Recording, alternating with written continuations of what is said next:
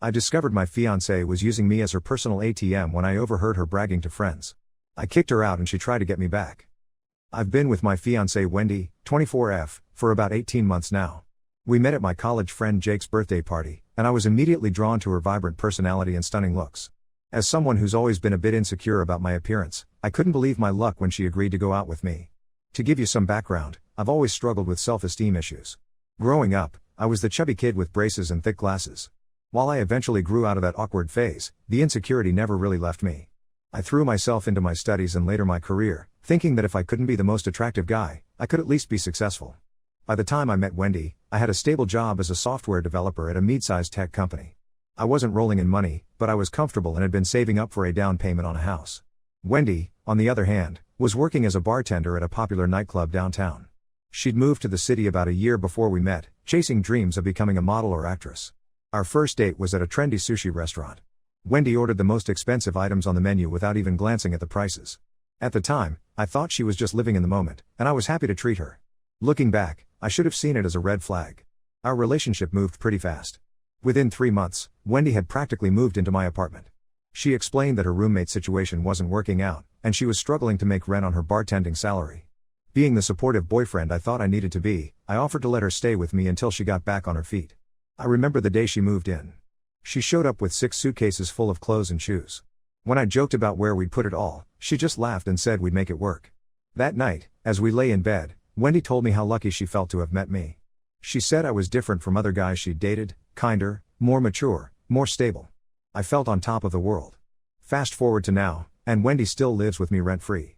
I pay for everything: groceries, utilities, her car payments, and even her frequent shopping sprees. She quit her bartending job about 6 months ago to focus on her influencer career, but so far, it hasn't taken off as she hoped. I didn't mind supporting her at first because I genuinely believed in her dreams and wanted to see her succeed. Wendy's typical day involves waking up around noon, spending hours on her makeup and outfit, then going out to take pictures for Instagram. She often comes home late, saying she was networking with other influencers or attending events. I'd sometimes gently suggest she might want to look for a part-time job, but she'd always brush it off, saying her big break was just around the corner. Last week, I had planned a surprise weekend getaway for our anniversary. I'd been saving up for months, cutting back on my own expenses to afford a romantic trip to a beachside resort. I took Friday off work and was all set to surprise Wendy when she got back from her photo shoot, which usually means hanging out with her friends and taking pictures for Instagram. I was in the bedroom, packing our bags, when I heard the front door open and Wendy's voice, along with a few of her friends. I was about to go out and greet them when I overheard something that made my blood run cold. Wendy was laughing and saying, "I can't believe how easy it is to get Matt to buy me stuff. All I have to do is bat my eyelashes and pout a little, and he's running to the store with his credit card." One of her friends asked, "Aren't you worried he'll catch on?" Wendy's response felt like a knife to my heart. "Please, Matt's too insecure to ever leave me. He thinks he hit the jackpot with me. As long as I keep him happy in the bedroom, he'll keep funding my lifestyle. It's a win-win." I stood there, frozen, as they continued to laugh and joke about how Wendy had trained me to be her personal ATM. They even started placing bets on how expensive a gift she could get me to buy for their upcoming girls' trip. As I listened, memories started flooding back. The time Wendy convinced me to buy her a $500 handbag for her birthday, even though I'd already gotten her a nice necklace. The weekend trips I'd funded under the guise of her needing to network with other influencers. The countless times she'd come home with shopping bags full of designer clothes, always with a ready excuse about needing them for her brand. I couldn't bear to hear anymore. I quietly closed the bedroom door and sat on the bed, trying to process what I'd just heard. The woman I thought I was going to marry saw me as nothing more than a walking wallet. All those times I thought she was being affectionate or loving, she was just manipulating me for money. I canceled our weekend plans, telling Wendy I had to work on an urgent project. The look of disappointment on her face, which I once would have found endearing, now seemed calculated and fake. I've been avoiding her as much as possible since then, making excuses about being busy with work. She's noticed something's off, but I haven't confronted her yet. I'm torn between feeling angry, hurt, and embarrassed.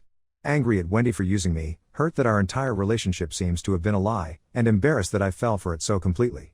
I keep replaying moments from our relationship in my head, wondering how I could have been so blind.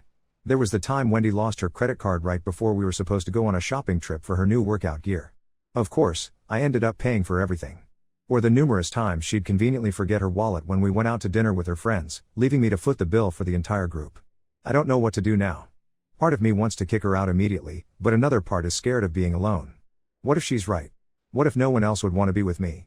But I also know I can't stay with someone who sees me as an ATM rather than a partner. I'm planning to confront her this weekend, but I'm nervous about how it will go. Will she deny everything? Try to manipulate me again?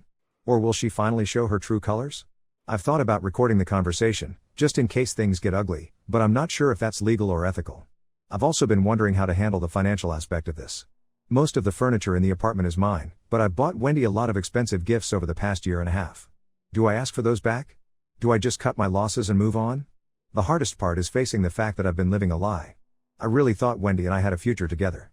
We'd talked about marriage, kids, buying a house. Now I realize those were probably just tactics to keep me on the hook. I feel like such a fool for not seeing this sooner. Were there signs I missed? Should I have been more suspicious when she quit her job without having another lined up? Was I so blinded by her beauty and the idea of having a gorgeous girlfriend that I willingly ignored the red flags? Any advice on how to approach this situation would be appreciated.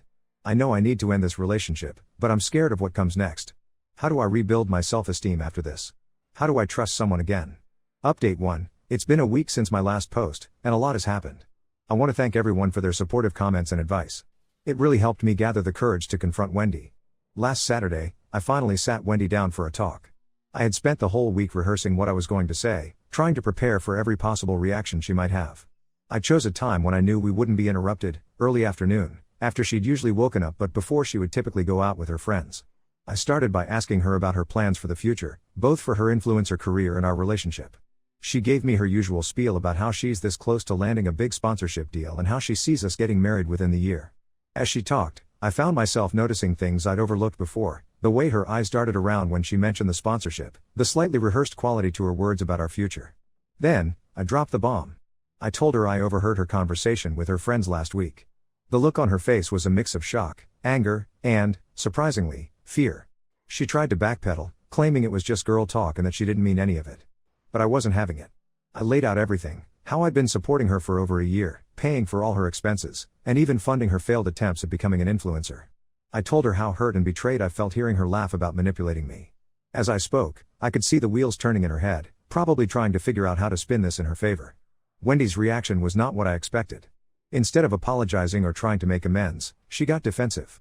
She started listing all the things she'd sacrificed for our relationship, like giving up her bartending job, which I later found out she was fired from for showing up late too many times, and how she could have been with hotter guys but chose to be with me. That last comment really stung, but it also made me realize how right everyone in the comments had been. Wendy had been using my insecurities to control me all along. In that moment, something in me snapped. I told her she had 48 hours to pack her things and leave my apartment. Wendy's demeanor changed instantly. She started crying and begging, saying she loved me and that she'd get a job right away. When that didn't work, she threatened to tell all our friends that I'd been abusive, which is absolutely not true. I stayed calm and told her if she didn't leave peacefully, I'd have no choice but to involve the police. The next 2 days were tense. Wendy alternated between trying to seduce me, guilt-trip me, and threaten me. She brought up every insecurity I'd ever shared with her, trying to make me doubt myself. At one point, she even tried to convince me that I had misheard her conversation with her friends, that they were actually talking about some TV show character. But I stood my ground. On Sunday night, Wendy's tactics changed.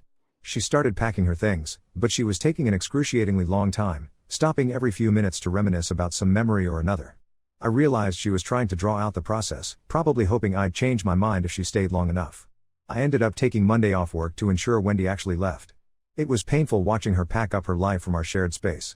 Despite everything, there was a part of me that wanted to tell her to stay, that we could work things out. But then I'd remember her laughing with her friends about manipulating me, and my resolve would harden again. On Monday evening, she finally left with all her belongings.